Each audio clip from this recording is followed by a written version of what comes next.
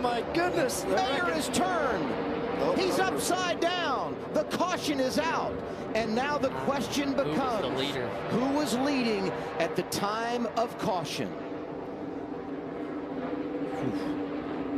Oh my goodness, second straight year. Sam Mayer back on his wheels, that's good. We've had a spectacular crash. Speedway race at Daytona, the Funkaway Chevy was solid. And I would say right there, I mean, as soon as he gets upside down, from a safety perspective, even though we didn't see the lights, you're thinking caution.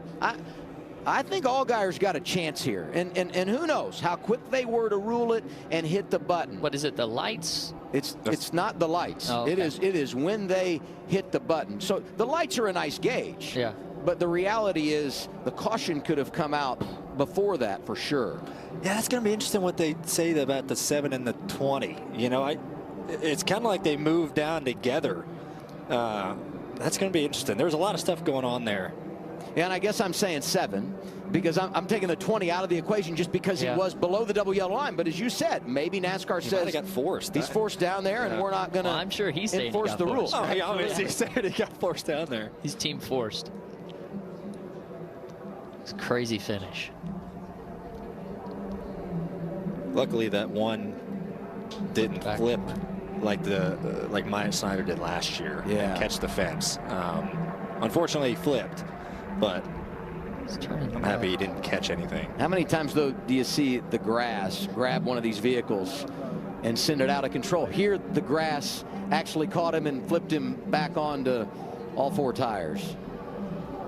You know, the other thing we're so fortunate of, he's at the front of the pack, gets upside down, the pack's coming through, and no one cleans him out. That's where it gets, you know, so scary in those situations. Good heads up driving by everybody. Yeah. Sparks flying everywhere right here.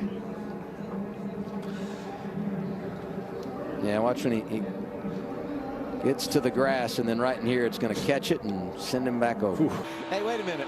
If you're racing here, you should just go by Junior, and there's trouble again.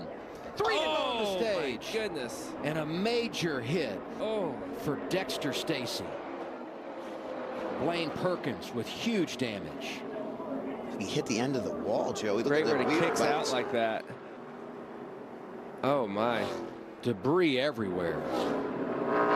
And a tire bounding out of control into the wall. We're going to take a quick break. This caution likely ends stage 2. 3rd yellow of the afternoon. Dexter Stacy Blaine Perkins involved at Talladega.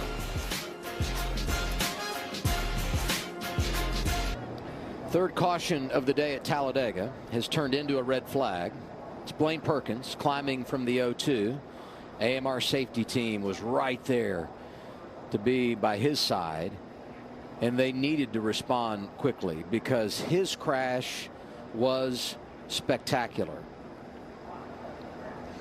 So let's go back and see where everything started here coming off of turn 2.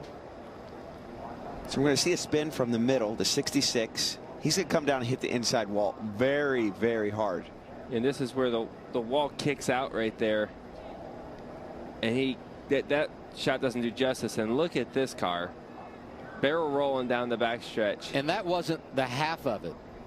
By the way, Dexter Stacy has also climbed from his race car. So this is Blaine Perkins. You see he's going to get hit. The car's going to catch the air, land right here on the roof, and here comes the barrel roll. Right when you get sideways like that, it starts to bite, and then off it goes. And at this point, you hope when it's up in the air that it doesn't land on the roof. Look at the parts and pieces just coming off that race car as it barrel rolls down the back straightaway. It's that 6-7 times that I think I saw that car go around. Yeah, some big hits within the rolls, right? The revolutions at that speed usually isn't bad. This time. And there goes Daniel Hemrick off the bumper of Sheldon Creed. And this is the big one here at Talladega. Oh, my. Got one upside down. Is that Daniel Hemrick on his roof? Upside down.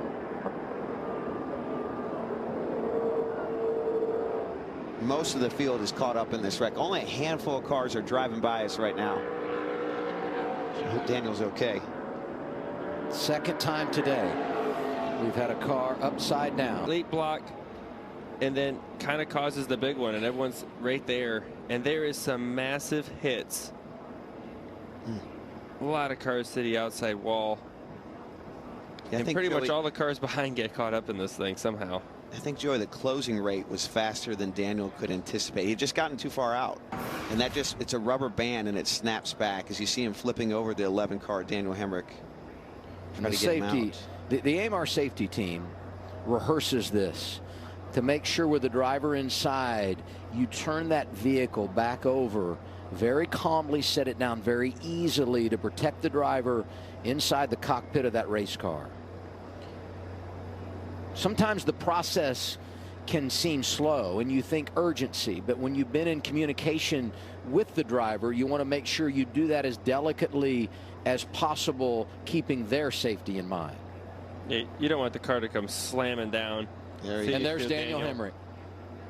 He looks to be okay, which is great. Crowd cheering for him. Makes you feel a little better.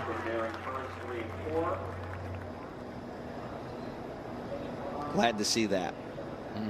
He was on his roof for a long time in this wreck. Let's take another look at this replay. So you're going to see Daniel's going to come down and try to block the two. And when he does that, just mayhem ensues here. And you're going to see a couple combo shots of wrecks, crashes. The 91 here with a massive hit up against the outside wall, Joey. Josh Bilicki in the 91. Takes the camera out. Yeah, here's a view of some of these hits into the wall. That's how Hemric gets over. The 91 takes a pretty good hit there.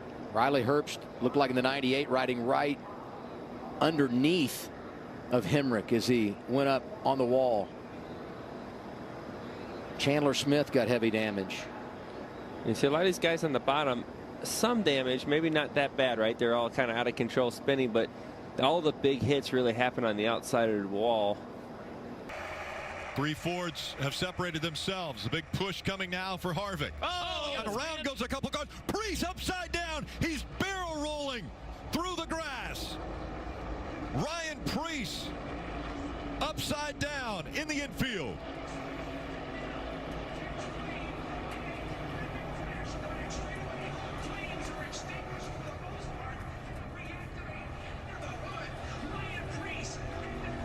Caution has come out. He's on his wheels. There was fire off the left side of the car. A huge barrel roll for Preece and the AMR safety crew there to him.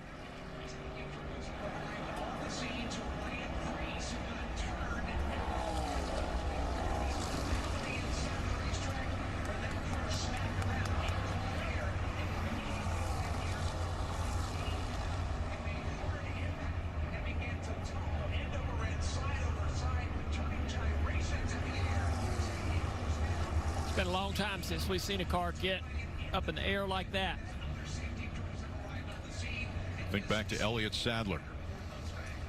Usually these cars are, with all the mechanisms, roof flaps and everything else, they need help to sort of get hit in a certain way, oddly, to be lifted off the ground.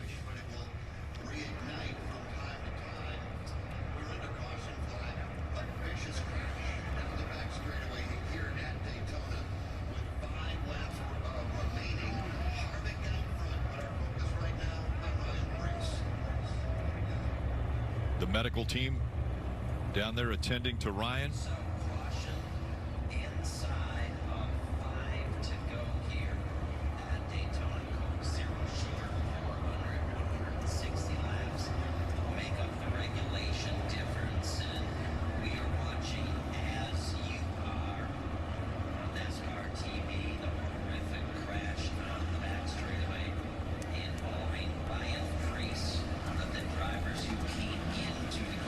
Looks like Preece.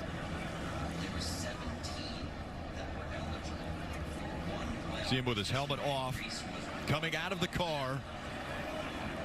Ran as high as third. That's Ryan standing there in the middle of the AMR safety team.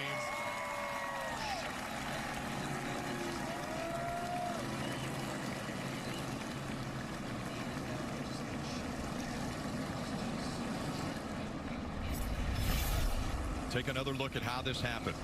Going down the back straightaway, he makes a move or gets help from behind, and the car goes into the infield air. It just lifts right up off the ground. Violent wreck.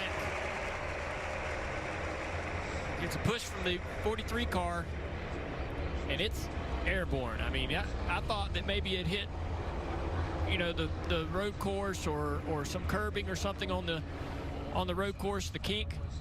Lifted that car, but it was just traveling so fast. It happened right when it got in the grass. As soon as it got in the grass, that's when it started to lift. And then this is just violent. I mean, look at this car.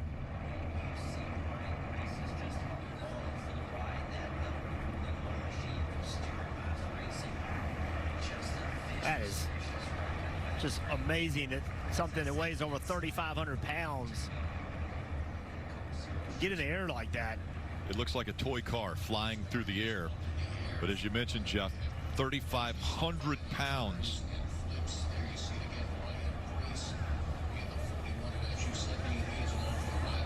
Such a violent accident for Ryan Preece. Thankfully lands on the wheels and then was able to climb out of that race car and will get checked out in the infield care center. Look how fast. As soon as that contact happens, he just hangs a left.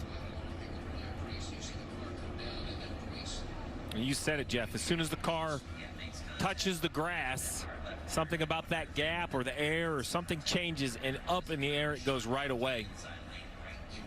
That is so scary. Remember, these cars are traveling at over 190 miles an hour.